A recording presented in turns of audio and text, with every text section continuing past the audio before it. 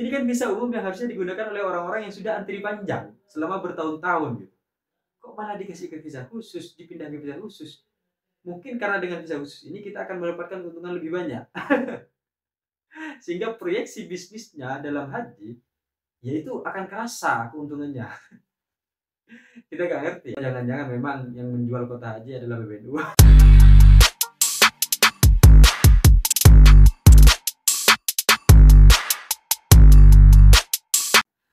Harta yang paling berharga adalah keluarga. Hai kawan ghosting. Setelah Jokowi mempersiapkan seluruh anak-anaknya untuk berada di posisi strategis dan mempersiapkan seluruh orang-orangnya menuju akhir jabatan berada di posisi-posisi strategis, sekarang muncul Gus Yahya. Memang keadaannya sepertinya seluruh berbagai macam hal yang menjadi kepentingan keluarga itu di atas kepentingan negara. Enggak. Ini hanya berbagai macam pertanyaan yang kemudian saya nggak ngerti nih jawabannya apa. Gitu. Jadi akhir-akhir ini kan banyak berita tuh tentang bahwa PBNU dan PKB kembali memanas. Gitu. Ada apa dengan PBNU dan PKB? Gitu. Saya nggak ngerti apa masalahnya. Gitu. Tiba-tiba PBNU mengatakan bahwa kita akan merebut PKB kembali karena PKB sudah melenceng dari sejarah. Ini apa kok tiba-tiba ada statement kayak gini? Saya kira setelah persoalan tambang didapatkan oleh PBNU, urusan-urusan begitu tidak akan muncul lagi. Ternyata kurang. Kalau selama ini kita selalu mendengar bahwa PBNU tidak terlibat dalam urusan politik, PBNU tidak berpolitik dan sebagainya, sekarang PBNU akan mengambil alih partai politik. Kita nggak ngerti nih. Kita kan ngertinya bahwa sejarah itu selalu memberikan kita pelajaran, sejarah itu selalu memberikan kita tentang berbagai macam peristiwa-peristiwa gitu kan, supaya kita punya nilai dan kita punya kesadaran untuk kemudian peduli dan lebih memperhatikan terkait bangsa inilah misalnya. Cuma sekarang ada satu fungsi sejarah, yaitu untuk kepentingan yang kita inginkan. Jadi sejarah bisa kita gunakan, bisa kita buat untuk kepentingan yang kita inginkan, terserah mau gimana sejarahnya. Karena selalu dalam satu peristiwa, dalam satu kejadian, dalam satu era akan banyak orang, dan masing-masing orang itu menyimpan memorinya, menyimpan pandangannya, dan menyimpan pendapatnya terkait keadaan pada waktu itu. Maka bisa saja ada terjadi banyak hal yang kemudian berbeda dari sejarah gitu.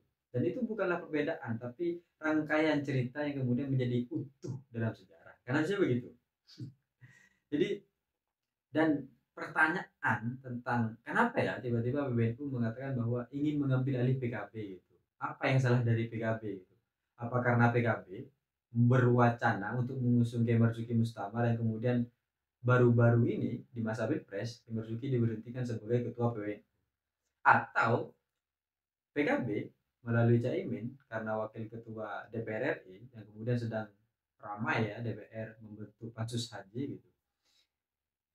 Kemudian ada indikasi perspektif yang mengatakan bahwa sedang terjadi perencanaan secara khusus untuk kemudian menyerang PBNU gitu. Sehingga kemudian ada inisiatif, kita rebut aja lah PKB ini. Kita nggak ngerti gitu. Apa masalahnya? Kalau soal pansus misal, kenapa pansus haji dibentuk oleh DPR?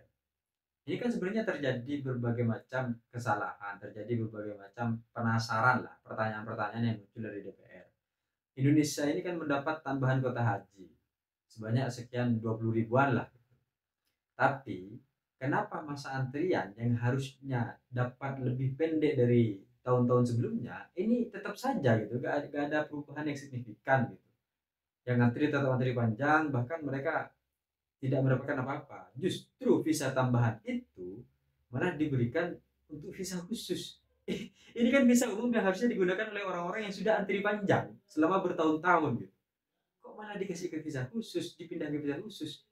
Mungkin karena dengan visa khusus ini kita akan mendapatkan keuntungan lebih banyak. Sehingga proyeksi bisnisnya dalam haji, yaitu akan kerasa keuntungannya. Kita nggak ngerti ya, itu hanya kemungkinan-kemungkinan. Dan apa hubungan PBNU ikut campur berkomentar soal pansus haji? Ini kan urusan antara DPR dan eksekutif, antara Menteri Agama. Kemudian dikira bahwa jangan-jangan ini bentuk untuk kemudian menyudutkan PBNU gitu. Karena saya adalah keluarga dari Menteri Agama. Apa itu? Kenapa terjadi begitu gitu kan? Ini harusnya pernyataan yang kemudian nggak harusnya ada lah gitu kan. Sehingga akhirnya kita bisa melihat berbagai macam tafsir. Jangan-jangan karena akhir-akhir ini banyak kata jangan-jangan, saya juga pakai kata jangan-jangan. Jangan-jangan ada kegelisahan yang sedang mengancam sehingga statement itu keluar.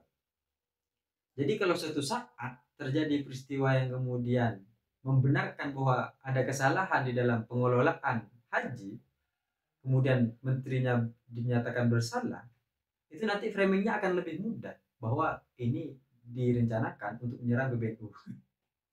Sehingga pernyataan ini muncul lebih dulu saat ini. Pernyataan bahwa jangan-jangan ini nyerang NU. Nah, itu muncul lebih dulu supaya nanti kesimpulan akhirnya itu lebih mudah disampaikan kepada masyarakat. Sampai dibilang ya silahkan disurvei lah kepada jemaah haji. Itu kemarin umat-umat kita juga banyak melaksanakan jemaah haji, bagaimana keadaan dan sebagainya gitu. Apa sudah mempersiapkan orang-orang yang mau isi survei? Kita kan jadi bertanya-tanya sedang ada masalah apa gitu, kok sampai ke urusan pribadi, ya kan? Ini kan pertanyaan-pertanyaan yang kemudian apa sih sebenarnya gitu. Ya sudah lah pansus biarkan berjalan gitu, kita tidak usah khawatir urusan pansus, toh bukan urusannya gitu kan. Ya sudah gitu, nanti akan berjalan sebagaimana mestinya. Kita juga akan melihat prosesnya seperti apa, fakta keadaannya bagaimana. Itu tuh kan hal biasa yang kemudian memang terjadi antara pihak legislatif dan eksekutif. Itu wajar itu gitu. Mahfud MD ditanya ketika di DPR gitu kan, atau Menteri Pendidikan ditanya juga ketika di DPR, itu kan hal-hal wajar yang kemudian memang harus dibongkar ketika ada kesalahan yang kemudian harus diperbaiki. Itu kan hal wajar yang terjadi dalam proses rapat-rapat paripurna antara legislatif dan eksekutif. Ya wajar-wajar aja lah gitu pertanyaan-pertanyaan itu gitu. Kalau memang tidak terjadi apa-apa tentang haji, ya sudah, jalani saja ya kan, sampaikan berbagai macam kenyataan dan data-datanya, selesai. Oh ini hanya tentang penyelidikan, dugaan ya kan. Kemudian DPR menggunakan hak konstitusionalnya untuk kemudian menyatakan, mengajukan pertanyaan-pertanyaan, untuk kemudian mengawasi berbagai macam rencana yang sudah disiapkan gitu kan. Karena kan tujuan utamanya dari kemudian penambahan kota haji ya supaya antrinya gak terlalu panjang gitu. Masa nanti kita ngantri harus 48 tahun gitu kan. Makanya dengan adanya tambahan itu diharapkan lebih pendek lah ya, 30 25 gitu, atau bagaimana gitu kan. Sehingga pengaturan itu lebih cepat dan kita bisa punya harapan lah untuk haji, meskipun secara niat ingin berhaji itu sudah terhitung ya. Jadi ini ada pertanyaan-pertanyaan gitu. Ternyata setelah Jokowi mengurusi keluarganya tentang anak-anaknya yang dipersiapkan di posisi-posisi penting, Gus Yahya juga khawatir kalau keluarganya ternyata bermasalah. Oh enggak, ini hanya kemungkinan-kemungkinan yang kemudian bagaimana kebenaran kejawabannya ya kita akan tetap melihat seperti apa. Cuma yang pasti sebenarnya nggak ada urusan PBNU ikut pansus dalam menanggapi pansus haji, atau jangan-jangan memang yang menjual kota haji adalah PBNU. Itu kan satu hal yang nggak mungkin lah ya, ini terlalu terlalu nggak mungkin lah, itu nggak mungkin. Kira begitu, cita-cita saya ingin seperti Gibran, tapi saya sadar diri dan sadar posisi. See you, Karun Gusti.